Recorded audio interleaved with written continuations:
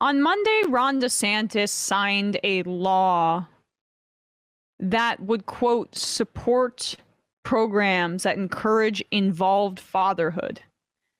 So, like, this is an anti-Black piece of legislation. Most likely, it's just a way to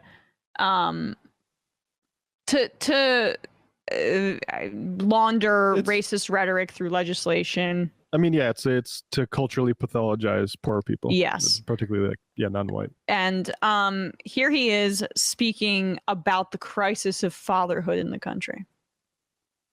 If you look over the last many decades, one of the worst social trends. Is that Tony Dungy? No, it's not. It's okay. It's really unclear for me. I'm sorry. If you look over the last many decades, one of the worst social trends has been the decline of fatherhood. And we do have, in many instances, a fatherhood crisis in this country. The fact of the matter is, when you take kids that do not have a father present. It is Tony Dungy. All right, start it over. Just Control F that Tampa Bay Times article about it. He's right in there. It doesn't shock me because he's often, I feel like, involved in some of these, like. Didn't he have like personal tragedy or something like that with his kid dying or something? I don't know. Depressing. Yeah, depressing that he's being used in this way. But I mean, look, he has agency too. So start over. In this country, the fact of the matter is, when you take kids that do not have a father present during their upbringing, the chance of them dropping out of school, getting involved in trouble with the law, having other difficulties increases dramatically. And I think it's been very, very obvious that when fathers are present, when they're serving a productive, helping to keep their kids in line when they're not, it makes a real impact. So yeah, this legislation, I mean, here's what it involves, and you can take what you will from this. HB 7065, a $70 million initiative, will provide resources for educational and mentorship programs to help children, fathers, and families in the state through the Department of Juvenile Justice and the Department of Children and Families. DJJ will create a mentorship program to help at-risk youth through the new initiative, hosting various programs such as barbershop talks and fatherhood classes. So as Matt said, that is a way to, it's just really a way that's not that expensive for Florida's standards, a $70 million program to create initiatives that will largely be empty. But it's a way for DeSantis to continue to pad his electoral profile for when he does run for president, and use this on the campaign trail to see, where are the fathers? Where are the fathers?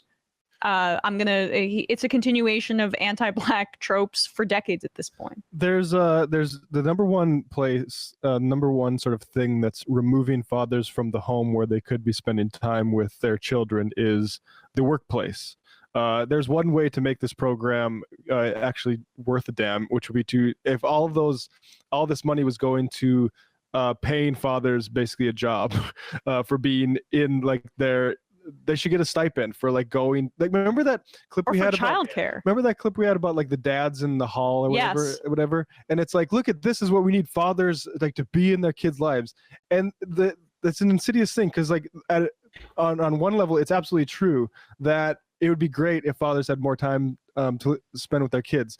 The implication in our society, which is extremely racist, is that they don't want to be there because they're out doing unproductive things, as Ron DeSantis says. But what they're actually doing is serving a boss or trying to make ends meet, typically. And that is the number, and in poorer communities, and especially because they've been targeted by mass incarceration, sometimes they're broken up because the state has decided to criminalize poverty. Yeah, and your ability to earn is really hampered by things like a criminal record. Yeah. And so those are the things that are really standing in people's way. And so if we had this situation where Florida's going to pay fathers a stipend, so they only need to work 3 days a week and can go spend time mentoring their kids, that'd be great. Instead, what this is going to be is this is the flip side of it's a PR campaign. Yeah, it's corporate anti-racism. Yes. This is the Republican version of that. It's an expensive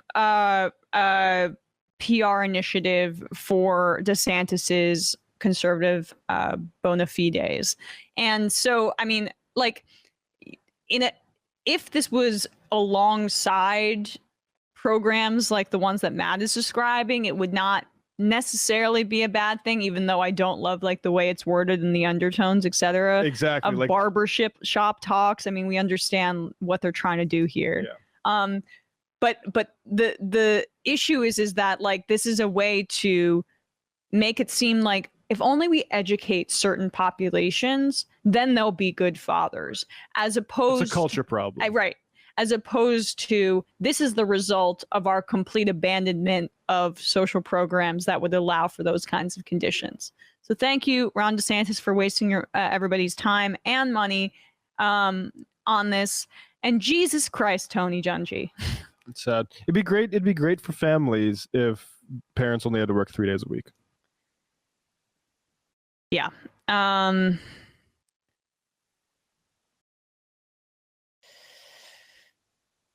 Jamil Hill spoke out against Tony. I'm trying to like at the same time read some of this about Tony Dungy's involvement, but you know. Yeah, so he apparently has 11 kids with his wife, 8 adopted, 3 biological, but he's very religious, right? One of his sons committed suicide in 2005. So that's awful. Yeah, to your point, Matt, that's the tragedy, yeah. Yeah, he's very religious. He's been but I mean, I think in 2014 he was saying that he wouldn't have drafted Michael Sam because he was gay. So, okay. Like that speaks to some of where Dungy's coming from here.